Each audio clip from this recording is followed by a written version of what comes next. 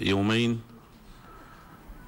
والتي ذهب ضحيتها أكثر من 40 مواطن، 43 ما عرفتش واش العدد، لا 43 وأريد أن أقول ما يلي. لو أن هذا الحدث المؤلم وقع ولم نجد مسؤولية يعني مباشرة لأنفسنا فيه لقلنا قضاء وقدر، وإذا قدر الله عز وجل شيئا كان، ولكن هذا حدث وقع ومسؤوليتنا فيه كإدارة بجميع المتدخلين، وأصر على جميع المتدخلين المكلفين بالسلامة الطرقية بشكل أو بآخر. مسؤوليتنا فيه كبيرة ومسؤوليتنا فيه واضحة كإدارة وكدولة في إطار الاستمرارية. ولا أخفيكم في كثير من الدول الحكومات تقدم استقالتها لأقل من هذا، ولولا أننا حديث عهد بالمسؤولية وما زال أمامنا فرصة لكي نتدارك الاختلالات التي تسببت في أن تكون هنالك حافلة من هذا النوع تقل المواطنين، وحافلة من هذا النوع يضاف إليها بالإضافة إلى حمولتها الطبيعية أشخاص آخرون. لربما كان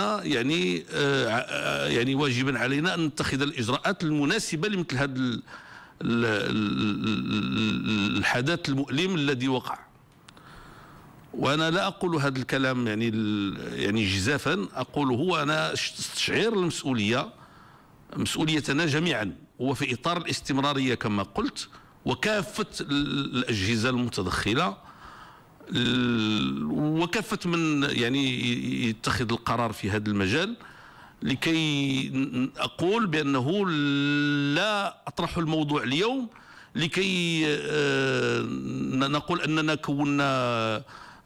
عقدنا لجنة وكونا خلية وسوف نتابع ونتناسى الموضوع لكي نفاجأ في المستقبل بحدث من هذا القبيل. هذا شيء غير مقبول وغير معقول. فنحن الآن أمام تحدي النجاعة والفعالية ديال الحكومة في مجال ليس فيه خلاف، الجميع متفق على إنقاذ الناس على تجنيبهم حوادث السير ما استطعنا إلى ذلك من سبيل، خصوصا حين يتعلق الأمر بمسؤوليتنا المتعلقة بمراقبة الطرق، بمراقبة الحافلات، باحترام القانون إلى آخره دون أن ندخل في التفاصيل.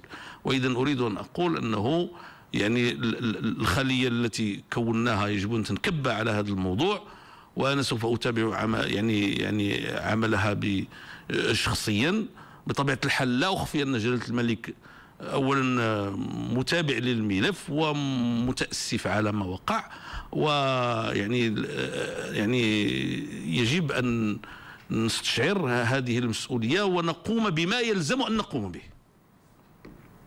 هذا هو المهم حتى لا يتكرر هذا لا قدر الله. الموت حق، احنا الحمد لله مؤمنين واللي قدرها الله سبحانه وتعالى كتكون، ولكن لا يجب أن يكون ذلك بسبب تقصير الإدارة، ولا يجب أن يكون ذلك بسبب تقصير المتدخلين، ولا يجب أن يكون ذلك بسبب التلاعب، سواء تعلق الأمر بالرشاوى أو بأي شيء. كل هذا يجب أن والإجراءات التي يلزم أن نتخذها اليوم نحن في الحكومة والإدارة تحت مسؤوليتنا، ويجب أن نتحمل مسؤوليتنا كاملة ونتخذ الإجراءات اللازمة لتجنب مثل هذه الكوارث المؤسفة والمؤلمة، والتي نستشعر مسؤوليتها في الدنيا ويجب أن نتحمل مسؤوليتها السياسية، والتي كذلك يجب أن نستشعر مسؤوليتها عند الله. هذه راها أرواح عزيزة ديال 43 مواطن، وواحد العدد ديال الجرحى اللي ما عرفناش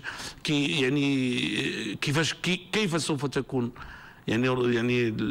الآثار ديال الجراح ديالهم ولا الإعاقة ولا شيء من هذا القبيل. هذه راه أمور مؤلمة ما يمكنش نتلاعبوا فيها في المستقبل. ولهذا أنا أقول هذا الكلام لكل غاية مفيدة، وحتى ننطلق إن شاء الله الرحمن الرحيم رغم الألم الذي ونحن بطبيعة الحال نتقدم بتعازينا لأسر الضحايا الذين أبانوا عن مستوى من الصبر ومن تحمل كبير جدا، وكذلك نقدم يعني مساندة الكاملة للجرحى، ونشكر جلالة الملك على أنه يعني تكفل بكافة المصاريف المتعلقة بهذا الحادث يعني المؤلم.